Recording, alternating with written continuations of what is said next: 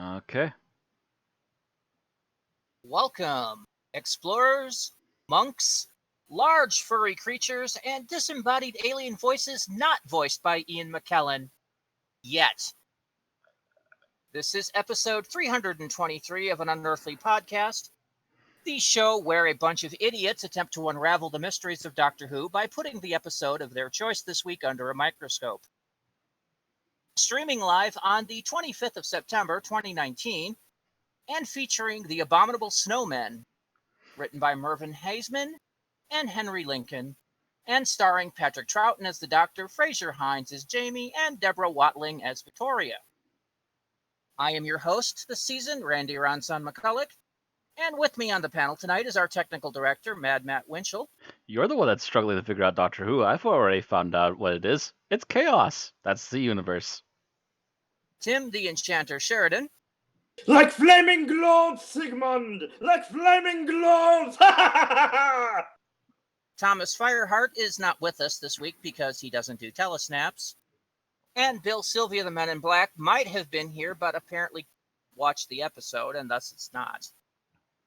That is the assumption, at least.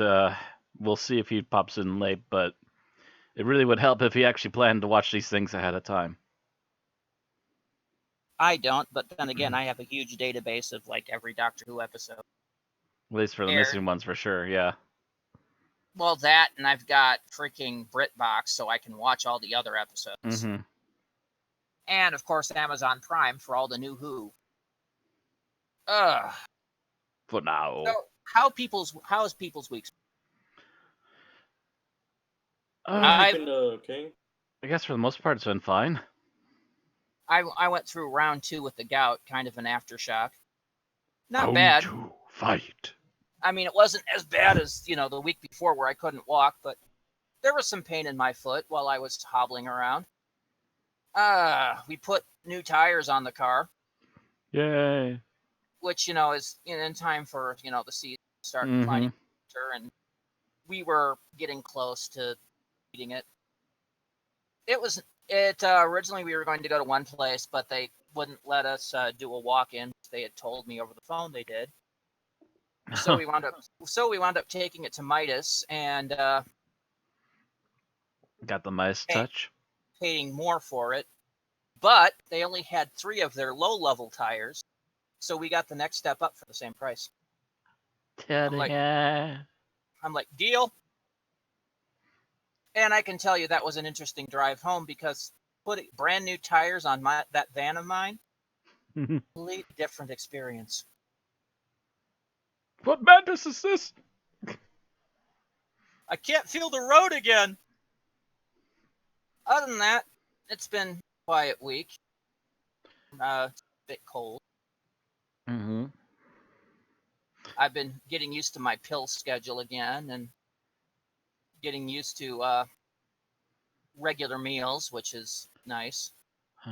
As for myself, I constantly struggling with my schedule between finally getting gas to mow the lawn, the fact that I'm also trying to see the Rambo movies before I go see the new one, and also the fact that I finished Quake, I believe 2 or 3 days after our last podcast, and suddenly needed to make a new filler game, which I finally decided to jump on to Torchlight for.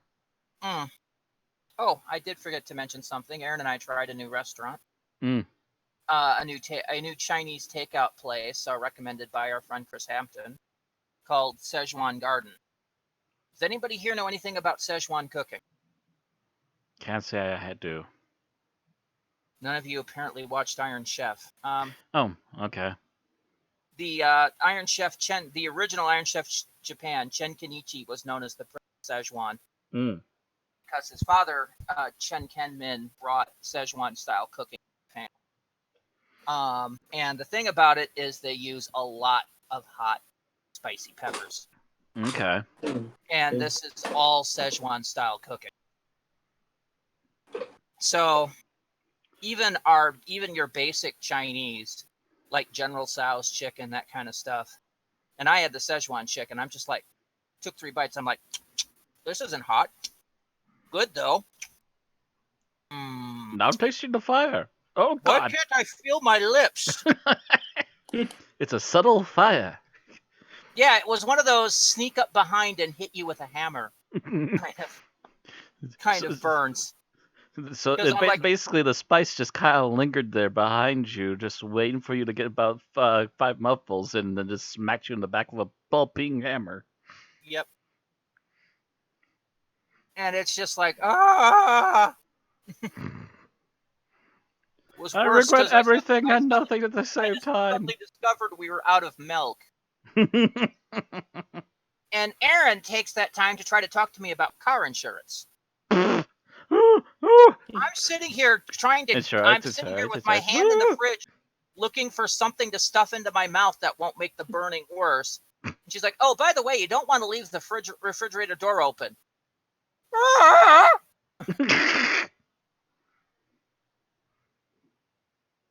It was one of those moments of, what the hell, lady? I'm dying here. Can't you see I'm in anguish? I'm not leaving it open. I am in need of something. And on the other end of it, the final note from Szechuan Garden. Please insert the Johnny Cash song Ring of Fire. Especially after you go to the bathroom. That's exactly what I'm talking about. Oh, man.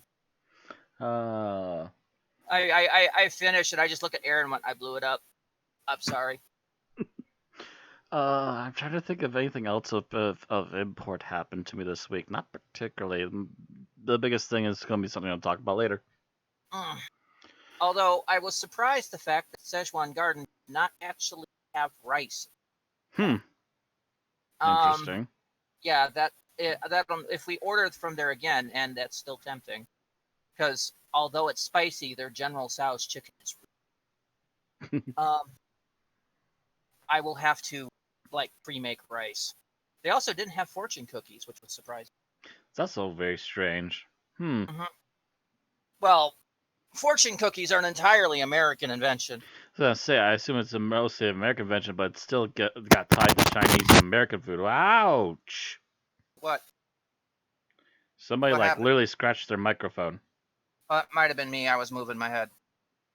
It's my back hurting still. Oh, sorry. Yeah, careful with that. Ouch. But yeah, as I was saying, I assume that was an American thing, just that got tied to Chinese food because it would frequent it depending upon where you went.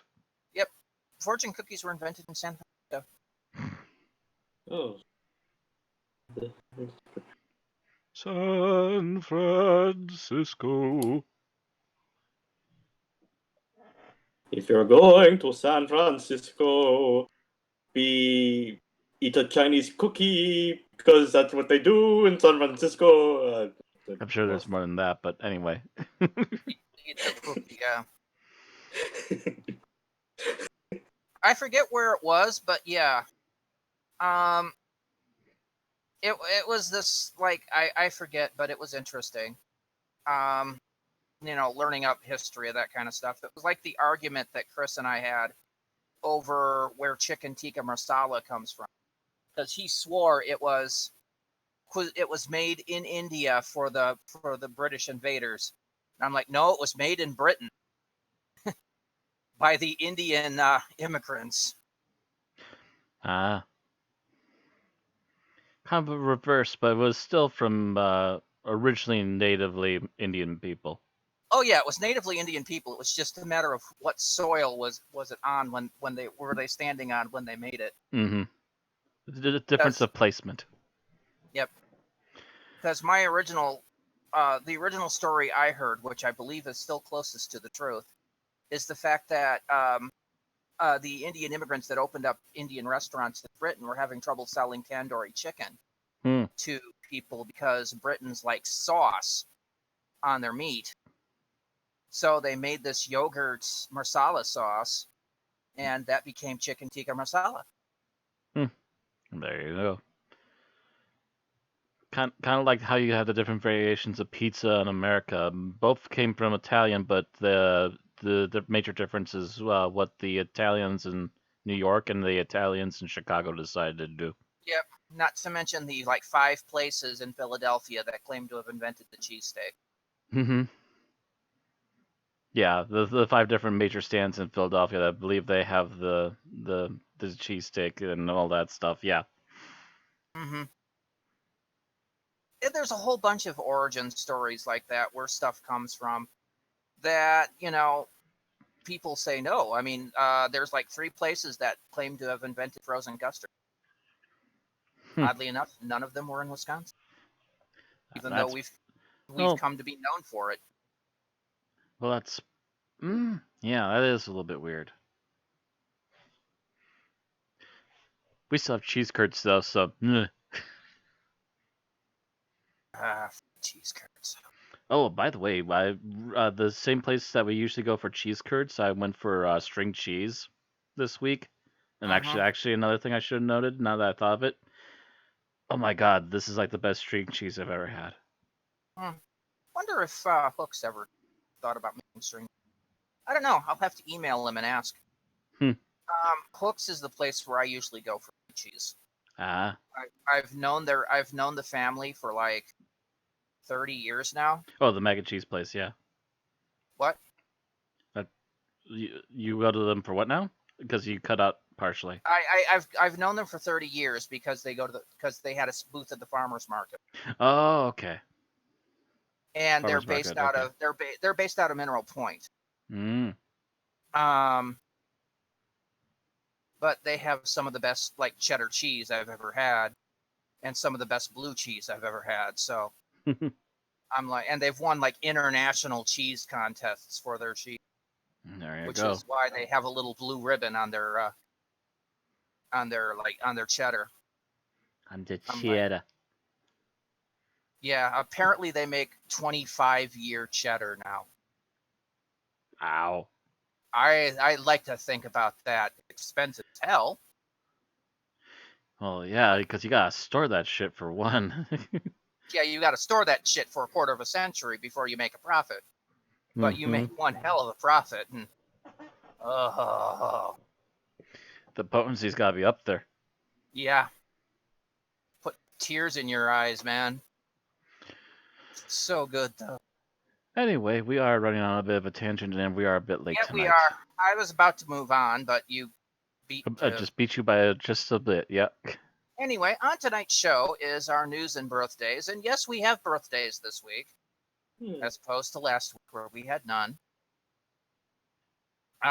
Just a little bit of geek talk. And with that, we will move on to our episode summary, our review, our final thoughts, and our ratings. Probably going to be a short episode tonight. So let's start with the news and birthdays. First birthday was on the 19th of September, a posthumous birthday for Carolyn John, who played Liz Shaw in the 1970s first season of John Pertwee. She would have been 79, but died in 2012 at the age of 71. Next would be the 22nd of September, and that was the birthday of Billie Piper, who played Rose Tyler, 2005-2006 series, as well as reprising the role briefly in 2009 and again in 2013. She turned 37.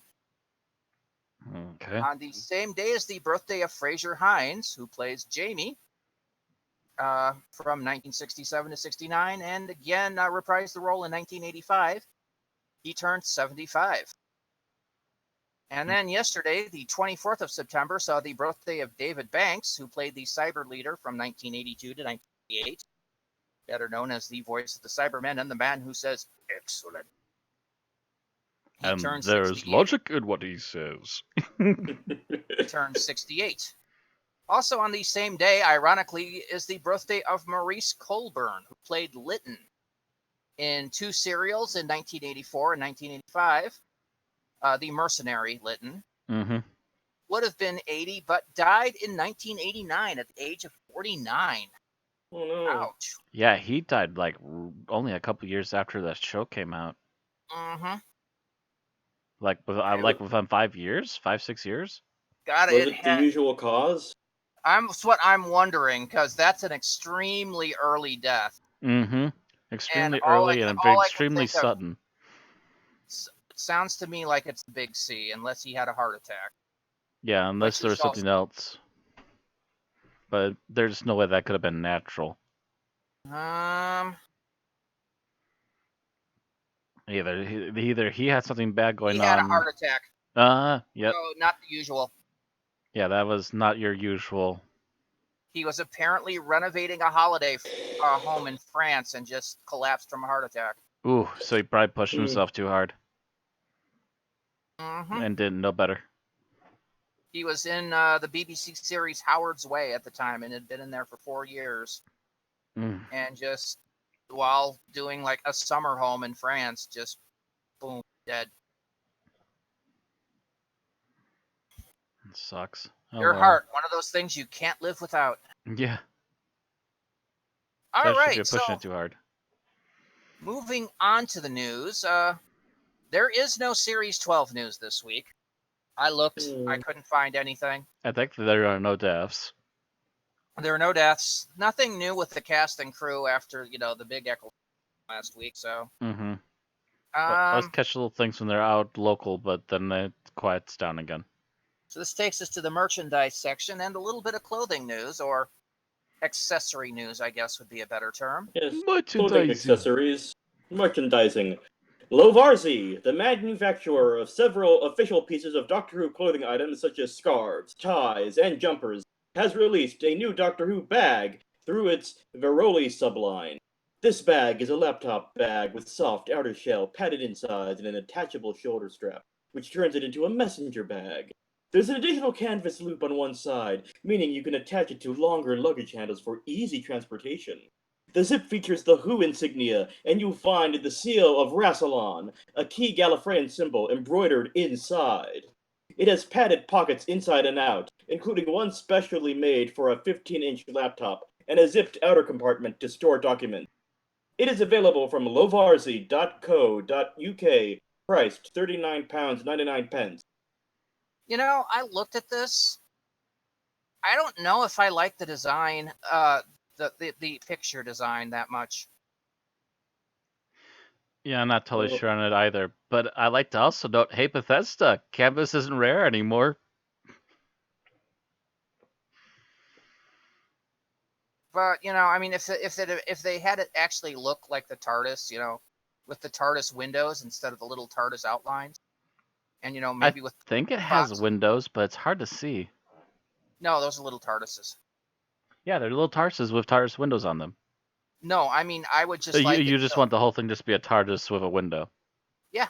Okay. Of course, then again, for my side bag, what I actually want is a traditional bag of holding.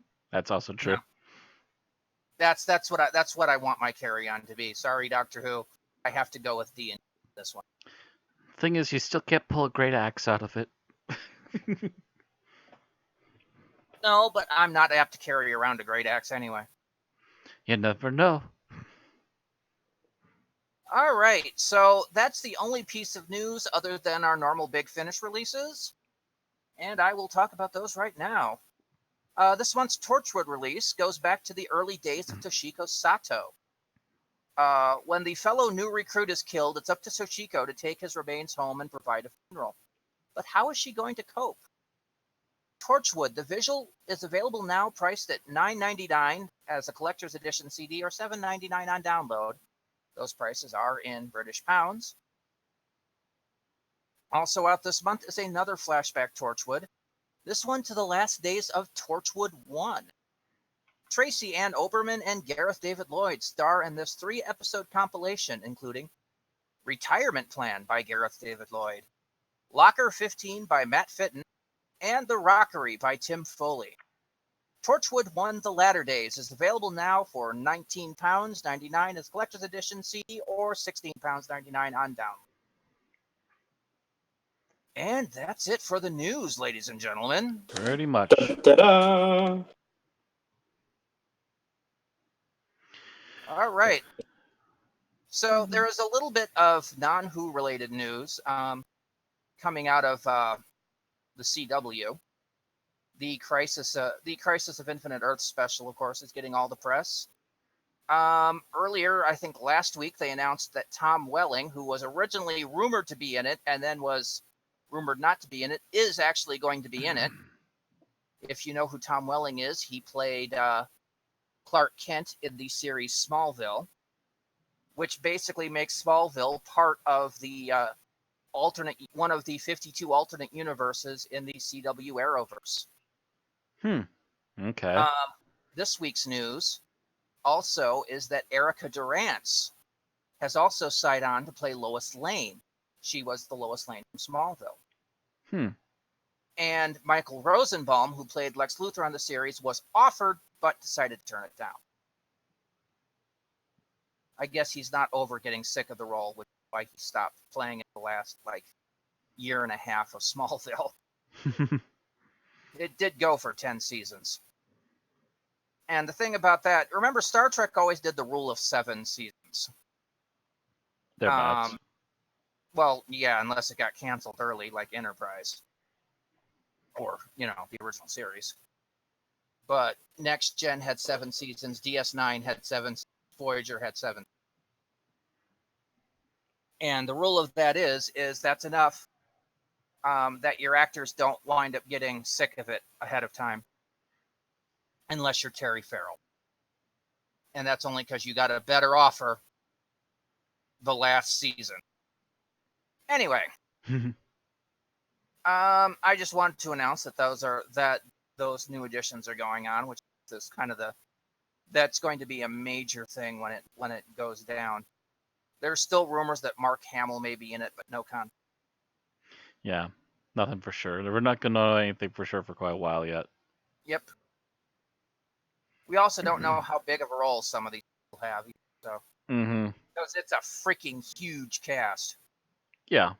Just about anybody who's still alive that's played either Superman or Batman is in it. I'm still waiting for them to announce that. Oh, what is his name? Bruce Timm, the guy that played Superman in the DC animated universe. No, that's suddenly announcing him as old Superman. Bruce Timm was the animator director guy. Yeah, I know. I could never remember who the guy is that. Tim. It's Tim something, isn't it? Yeah, it's Tim something. He was on Wings. That's what he would be.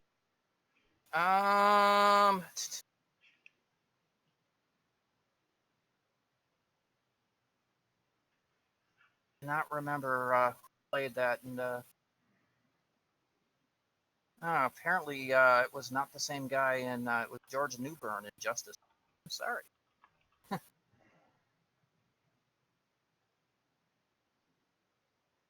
It's not. IMDb. Tim Daly. Yep. Yeah. Yeah, I'm still waiting for the announcement that he's going to be in it. All right.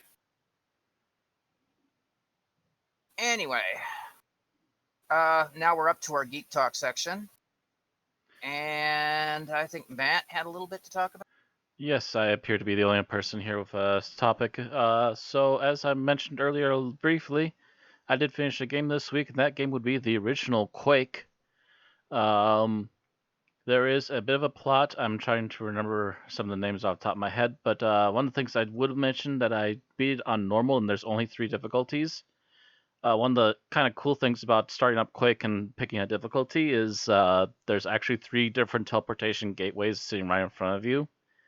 The easy one, you just walk right up into it and fall in. The normal one, there's gaps to the side that you could fall off on, but you can walk forward again and just drop in. And then there's the hard difficulty, which you need a platform jump in order to survive and get into the teleportation to pick hard, which is kind of a fun take on it. Let me see here. I'm gonna see if I can get any of the names really quick. I'm trying to remember the main bad guy's name. It's a really weird one. It's like a 2-part. It's oh gosh, I kind of remember some of it.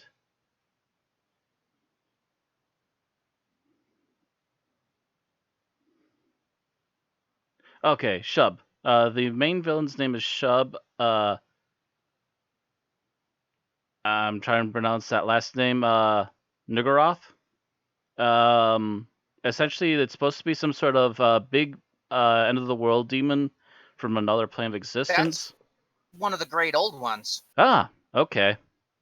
So basically, Shub has taken control of these. I believe it was four. Yeah, four different runes of magic, and has forced her way into Earth, and has been essentially killing off or has been killing off beings of these other planes where she took the runes from, and has replaced them with her own air quotes children that she created. Hence all the Yes, monstrosities you fight all along the way. yes. Shev Nagurath Nagroth, is okay. a deity in the Cthulhu mythos, All right. Uh, also known as the black goat in the woods of 1,000 young. okay. Um, it's first mentioned in the last test. So all of the creatures you fight are variations of Shub's children. They range from like kind of like disease-minded soldiers, like they look like they could have been part of your hero's troop or something, all the way to these abhorrent abominations like these semi-humanoid spiders that shoot these black explosive things. There's things that would look almost like a giant yeti with that shoot electricity. There's these armless floating bodies that shoot poison at you. There's two different variations of medieval-looking knights that will chase you down. One of which will also throw explosive darts at you. There's just all kinds of really weird stuff like that you're fighting the entire time while you're some sort of sci-fi marine, essentially. And your task is to go to each of the four different dimensions, pick up the magical rune of power, and then go to the next area Probably to not find what it looks another like in rune. Quake, but here's an artist representation of Shub. Um, yeah, let me see. Okay, yeah, that's what I'm seeing on the page where I got Shub's name too. Shub does not look like that, but Shub does appear in the game. When you get to the last level, Shub is this giant, weird, fleshy thing in the middle that's waving about, and you have to fight off more of her creatures. And then, in the weirdest twist I've ever seen for an end of a game, what you have to do in order to kill Shub is you have to wait for this thing of hers that's floating around the room that looks like a spiked ball to get near her, because at one point it goes through her. And when it does that, apparently it controls where a teleporter launches you, and you have to teleport directly into Shub, which will cause Shub to be essentially exploded by the teleporter, which is essentially a gateway that Shub made herself, and that causes Shub to die. You know, I swear to God, I've seen things that look vaguely like that in Anarchy Online. um, but yeah, it's a very unusually sci-fi mixed with gothy kind of game. Like, I guess now that I know that Shub's one of the old ones, that explains a bit of the gothicness to it. But there's also still a lot of sci-fi elements to like the levels and your character in particular. And yeah, sadly after this, the games, from what I've seen, at least of images, become more sci-fi and less gothic. But maybe I'll be wrong, and if I try them out, there might be a little more like I expect towards the end. Who knows? But that is the basic gist of it: is that you have to fight off Shub, who has tried to invade Earth, and you're the one soldier who can make it through the portals to the other worlds to grab the runes of power and then kill Shub herself. Which, by the way, part of it is that you use this teleporter with the magical runes, and the magic runes are what protect you and help the portal destroy Shub.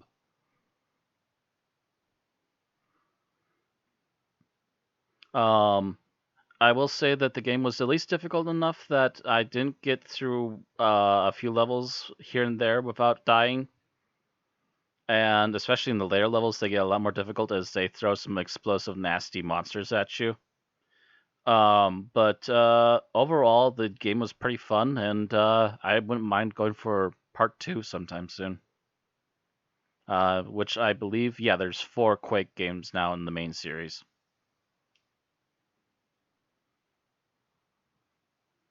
All right. So that's all you have to say about that? That's all I pretty much have to say about that. Fun romp, and made by id, the people who made Doom, and id or ID? I never know. id, I believe, is why. And it's bad I don't know, because they were or are based here in Madison. I think they're no longer based in Madison. They're technically part of Bethesda. Yeah, it doesn't mean that they don't have a sub facility. I'm trying to remember where their main I know facility Raven's is. here in Madison.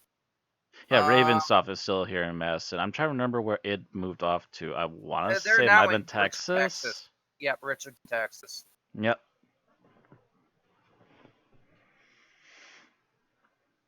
Which, by the way, they're still hopefully making a good Doom game coming up here soon.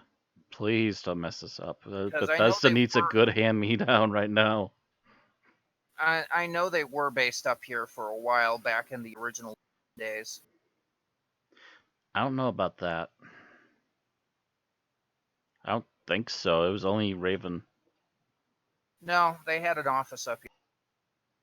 I don't know if it was their main office, but they had an office. But yeah. It might have just been an office they had up here that made them easier to, deal with Raven. Possibly. Because that was back in the 90s when it wasn't, easy to send stuff back and forth over the internet. Yeah, you kind of need a good contact nearby. Mm-hmm. If you want quick back and forth. But yeah, that's it for Quake then. All right. So that takes us to our episode summary. Which I believe Tim is up for tonight. Yep, I'm up for tonight. I'm right. on the chopping block. Okay. All right. Are you ready? I think I am as ready as I ever was. All right. Starting in 3, 2, 1, go. Okay, so there's some guy with a beard in a camp, and they hear a noise, and he wanders off, and he gets killed by something, and his friend says, "Oh no, my friend got killed by something." Meanwhile, the doctor, Jamie, and Victoria arrive in the TARDIS, and the doctor looks at the scanner and says, "Oh boy, mountains! This is the Himalayas!" And Jamie's like, "Oh, I know what the Himalayas are." And Victoria says, "Do you?" And Jamie says, "No." Says, "Oh, there are mountains the doctor says, "We're in Tibet. Let's go exploring." "Oh, I know a monastery where I visited. Oh, I have to find the Gancha." It's like, what's that? "Oh, it's a sacred bell that I took from this monastery 300 years ago, but as long as I'm back here, I might as well give it back." Okay. I had to re-listen to that bit a few times. I thought he said ganja. That would have made the episode more interesting, but that would have been a whole different plot twist, but yeah. So they find the Gancha. The doctor puts on a nice fur coat, and he tells Jamie and Victoria, "You wait here, and I'll go see the thing." Meanwhile, the doctor goes to the monastery. On the way to the monastery, he finds the camp and the dead body of the person who was killed by the whatever it was. Spoiler: it's an abominable snowman. And he takes some things from the raided camp to the monastery. There he meets up with the monks and the second guy in the camp from the very beginning of the episode, whose name is Travers. Travers believes that the doctor is the one who killed his friend, and the doctor is from a newspaper trying to discredit Travers, who is an explorer on an expedition to find the mysterious Yeti, or Abominable Snowman. The monks believe Travers' accusation and lock the doctor up. Meanwhile, Victoria and Jamie go out looking for the Doctor when he doesn't come back, and they run into a Yeti in a cave, but they escape. And then Jamie and the Doctor, Jamie and Victoria meet up with Travers, and Travers learns the truth that the Doctor did not kill his friend, and everything is hunky-dory. But then they discover that there are still these Yetis wandering around terrorizing the monastery. And so the head guard of the monastery, whose name is Chris Song, wants to fight the Yetis, but the uh, uh, but well, anyhow, it's revealed that the abbot of the monastery, Song Sen, is being hypnotized by Pada Wada Buddha Blah Blah, that guy, the master, who is the person that the Doctor took the Ganchu, the Gansen, the bell from 300 years ago, and he's been The weed. What? Keep going. The weed. The weed. The weed from, and apparently he smoked too much of the weed, and he made contact with this evil alien intelligent omniscient power, been creating like lightning rods of like evil energy to absorb the mountain and take over the world like you do. And he's been he made up robot yetis to do his evil dirty work. But the Doctor figures out where the hidden base is of the source of the evil monster's power, and they smash it. And Travers spots a real live flesh and blood Yeti and runs after it, trying to get his big find for his expedition. The monks are happy to have their bell back, and Jamie, the Doctor, and Victoria go off on their TARDIS. And Jamie hopes that next time they'll go to someplace warmer. The end. 5 minutes and 45 seconds. I know, like I hit a brick wall in my mind that I just couldn't. Yeah, you hit that hard. That's why I was like, I don't hope I don't have to do this because I need names and I can't remember a single goddamn name. Yeah, the problem is There's side they're monk all 1, side monk 2, side monk 3, the guard monk, the leader monk, and then Yeah. the master monk who oh, turns out no, to be a problem. the leader Yeah. monk's fine. You just remember him as being Abbott. Yeah. Yay. Mhm. Mhm. Yeah, Oh. oh boy. Yeah, so let's talk about what we liked about the episode. And Matt, you are first. I am plucked up first for today. Okay. Well, technically Thomas was, but he's not here. Well, Abominable Snowman wants a hug. What I liked first of all, overall, And interesting side note, apparently they shaved one of these creatures and is now known in England as Mr. Blobby. no stop for shame. And actually, speaking of which, I will actually go with the Yeti suits. They are a little bit unusually lumpy, but they are pretty articulate for what they look like, at least on screen without the bloopers, because apparently everyone had issues not tripping because of the rain and constant mud and stuff. But when things were working properly, the Yeti were quite mobile in this, and they probably need that a lot, especially since a lot of their shots were not only on set but also out in the actual mountains where they were shooting this. Hmm. So for what they were pretty upward and mobile little things, and the one constant problem apparently they had is occasionally when the Yeti would trip, they would have to take them off to the side and airbrush them dry again and fluff up their hair. But otherwise, yeah, when they were working, they were very effective on screen. Where did they film this, by the way? I'm not sure where the on location was, but that's another thing I would have mentioned. But the suits were more important to me. Apparently North Wales.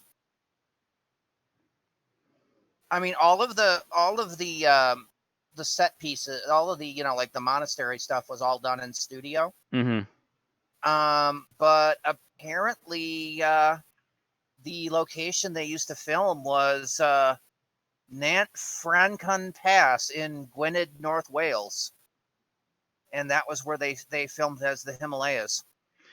Lovely area. Very lovely area. There's some nice shots of some of the spot around them. It's too bad that they get used very often, though. Yeah, I'll talk about that in a little bit. Tim, what did you like about the serial? Okay, what I really liked about this serial is how it went out of its way to make sure I didn't dislike it too much. By every time it felt like this character was going to get very annoying and like very negative, like Travers saying, "Oh, this guy must have killed the doctor." Like, I had a feeling that, oh, I'm gonna hate this character. But then he meets Victoria and Jamie and is like, oh, like everything's hunky dory now. And then yeah, I'm Oh, starting shoot, I to made a think, boo-boo. Yeah. yeah, Croissant is like this like gung ho like, oh, we must drive the intruders out. It's like, and eventually he comes around in the story. It was like it almost felt like this story was tailor made for my personal taste because Because just as you think that these people are about to hit a point of complete and total annoyance and they're just unredeemable assholes, all of a sudden they come around to things. yeah. There's not a lot of one-note characters. Mm-hmm. All Characters right. that actually admit their mistakes. Oh, what a Mhm. thought. And this is the same age that you got a lot of serials where there were one-note characters. Mm-hmm. Because like every Base Under Siege episode seemed to have the one-note character. One or two. Yeah. So what I liked is I actually liked the work they did for the studio sets. That was actually believable as a monastery as opposed to a set. Of course, this was kind of a period drama, and the BBC's very good at that. But at no time did I feel taken out by the fact that, oh, this is a studio set. Of course, we didn't get to see much of the studio, but what we did get to see is pretty decently done. Mm-hmm. All right, so let's talk about what we disliked about it, Matt. What I disliked about it? You know what? One thing that does tend to get on my nerves once in a while, and this is one of those episodes where it did, is once in a while the show decides it wants to test the audience's patience with annoying sound effects, and those orbs, man, woof. Oh, that like The homing constant beacon sound? screeching and pulsing screeching, yeah. Yeah, that was a bit annoying. Kept giving me a headache. I And I'd remember lose I sight never of the gained a story. migraine the first time I tried watching this episode, just going, never get. And here you are again. Here I am again. I survived it this time, though. All right. Tim? I had a sneaking suspicion that the writers of this episode sort of skimped on the research on what goes on in a Tibetan monastery. Simply because I'm not sure if Tibetan monasteries have abbots. They do, but they're called technically something else. There's always the head monk, but I think the word was translated for to help plebs understand. Yeah. You do have to remember that that for everything, Doctor Who in this era was aimed at kids. Mm-hmm. So certain names got changed to reflect so that kids would understand roles. And plus, there was a bunch of monks who I'm glad no one went all out yellow face, but this monastery hidden in the Himalayas in Tibet seemed to be remarkably multi-ethnic and racial. Yeah. It did seem that way, yes. And for Their leader, their abbot seemed to be Caucasian. A lot of their members seemed to be mixes of different types of Asian. and if this was happening in a Himalayan monastery today, you wouldn't really blink at that, because a lot of people of various races have gone into That Tibetan monasteries in as modern times, retreat. technically, that is very true. Yes. However, in when this is supposed to take place, which is 1940s and 50s, I think. When was this supposed to take place? I don't think they actually stated time. It is presumed probably to be somewhere between the 50s and 60s. Yeah, I think so. Because this happens prior to Web of Fear. Mm-hmm. Which takes place in modern time. And actually also has some of the same characters, so... Or at least had some of the same modern characters that would reappear. Yep. So yeah, this must have been sometime in the mid 60s at the very least. Yeah, early to mid 60s, whereas Web of Fear took place in the near future of the 70s. Mm-hmm.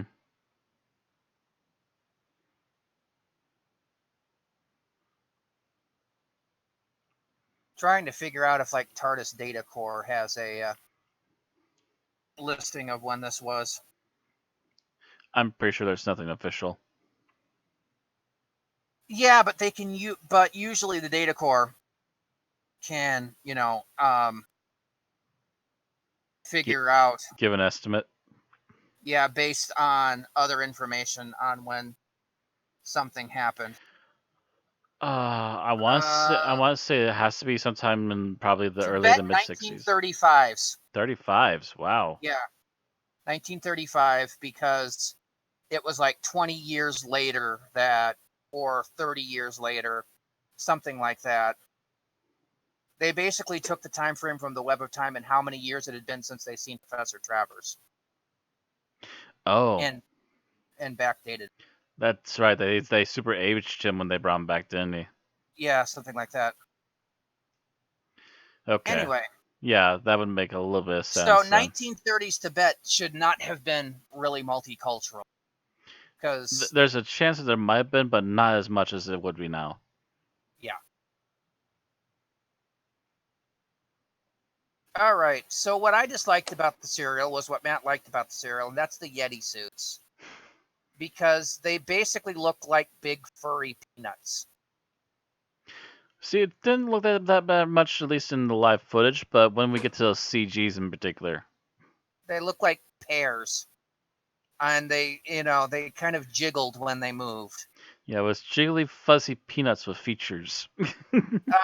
Before the podcast, Tim kind of compared it to a fuzzy version of Grimace. You remember Grimace from the old McDonald's commercials. Yeah, the heads are a little bit bigger, but yeah, that's not an unfair assessment.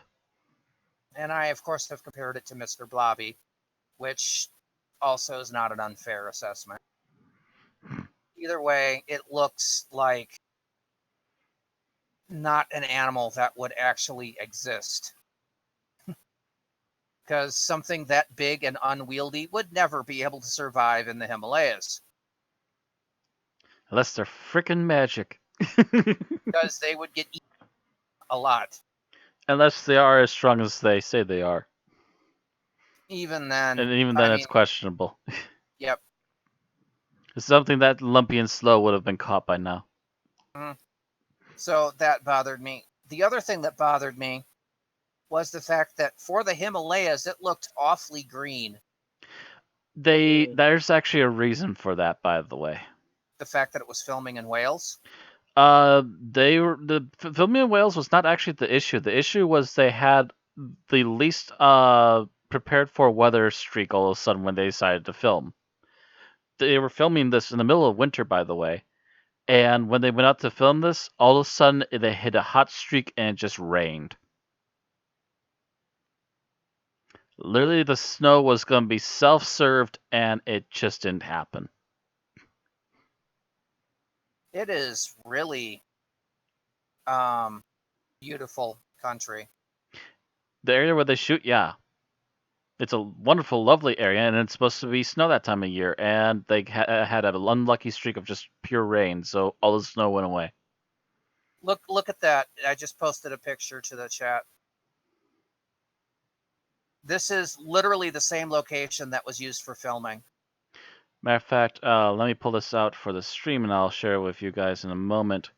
There's an amazing picture here where you can see the TARDIS, the Yeti, and just everything around them. Oh, this picture was taken in modern times with a modern camera. Well, you still gotta see this picture because this just looks gorgeous, and it's on the stream right now, but I'm gonna share it here in chat. There.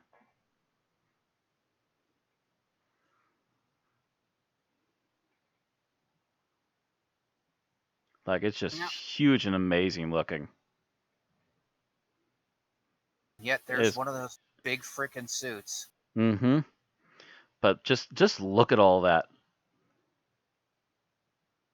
And you look at this and you wonder why the hell they had to go to New Zealand to film Lord of the Rings. But then again, there's not that much variety there. True, there's not that much variety in Wales, and for all we know, they could have ended up with the same unlucky weather pattern that caused no snow to happen when they needed it. So,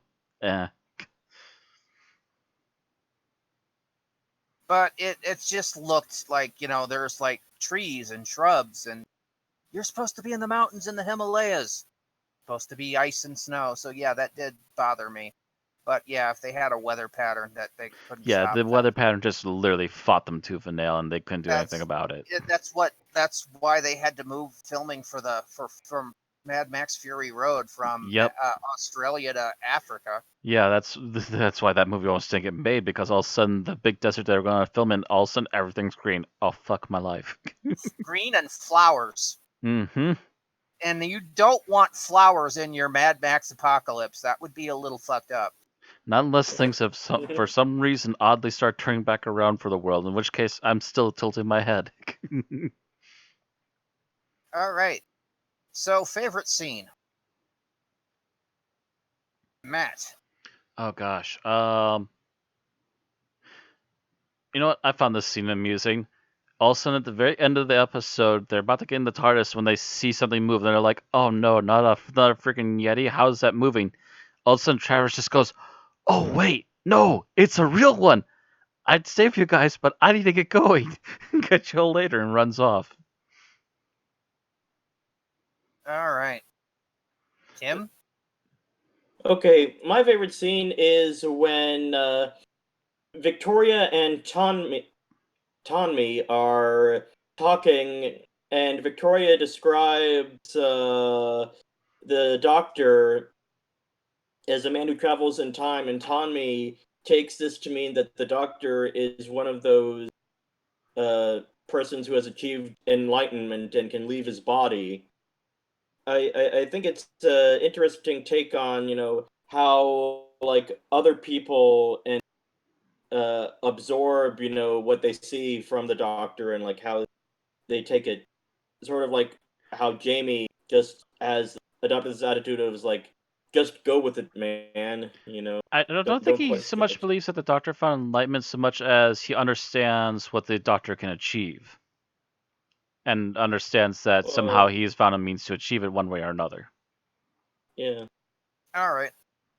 So my favorite scene is shortly after Jamie, Victoria, and the Doctor are reunited, and the Doctor mentions he wants to get a Yeti, and Jamie's just like, I have an idea. And the Doctor's just like, come along with me, Victoria. We're going someplace else because Jamie has an idea.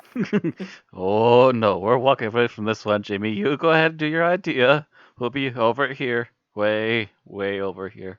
Yeah, I just thought that was perfectly humorous. It's the Doctor taking the piss out of Jamie, and it's a at this point, It's equal parts him taking the piss, but also him going, I trust you to this. We're going to stay out of the way because we also know it's going to be dangerous. well, by this point, Patrick and Frasier had been working for about a year, Mm-hmm. and they had quickly become like the best of friends. Yeah, they already had the buddy system. Yeah, so I think they were at the point where they would rib each other. They also used to pull dirty pranks too. Mm-hmm. I can't remember if it was Victoria or Zoe for one scene when they were filming, and just as the lights, camera, action, they basically grabbed her skirt and pulled it to the floor. Something to that effect. Yeah, that's stuff you wouldn't get away with nowadays. Yeah, this was the 60s, and things were a little more liberated there on what you And could do with also, sexual it harassment. depends upon who you're doing it to, because they could have also just seen it as a harmless joke at the time too. Oh, they did see it as a harmless joke. Yeah, so it wasn't like too ill or too bad, but it's just like, well, that was something you needed to cut from the film now. And Thanks, guys.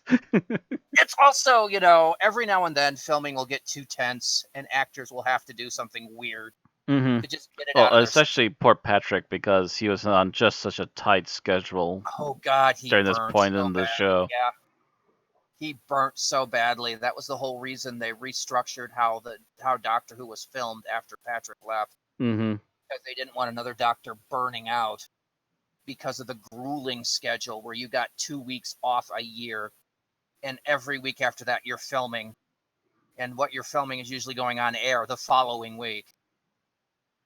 Because you Yeah, couldn't it race was that bad. hard enough. Yeesh. Yeah, it was bad. But that's the reason they went to doing, basically 26 episodes a year instead of 50. God. Could you imagine doing a show like that, 50 episodes a year? Ugh. Anyway. But yeah, so that's part of the reason they just, he felt good at at being able to rib Jamie about stuff like that. All right, least favorite scene. Matt, you're up. Oh, least favorite scene.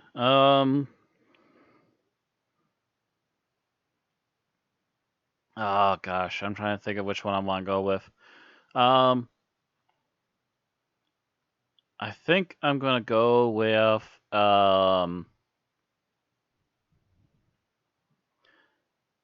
I guess the scene where the Yeti gets up. Um, after the orb gets back into it inside the Abbey. Hmm? Because there's just so much detail missing. I mean, don't get me wrong, the reconstructionists did their best, even with their really flimsy 3D animation. But yowza, there's just so much missing there, and it just lacks the punch. Then it just kind of ruins in particular, that cliffhanger. It's like, oh, great, the peanut has gotten up. Next episode.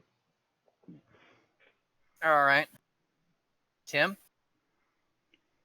I really didn't like the scene where Victoria is being held escaped from the prison by faking being sick, and this is all the proof someone needs to like, oh, she's the devil woman. Like she used her brain to escape the prison that anyone would have done in a. This is like She used the oldest trick in the book. Mm-hmm. yeah, and this is proof that she is an evil spirit. Yeah, no. Worst monks ever. Yeah, pretty much. All right, so my least favorite scene is the point where Jamie and Victoria are in the cave and they just drop the roof on the Yeti, and Jamie immediately is like, and she's like, "Well, what about that?" It's like, "Don't worry, it's dead."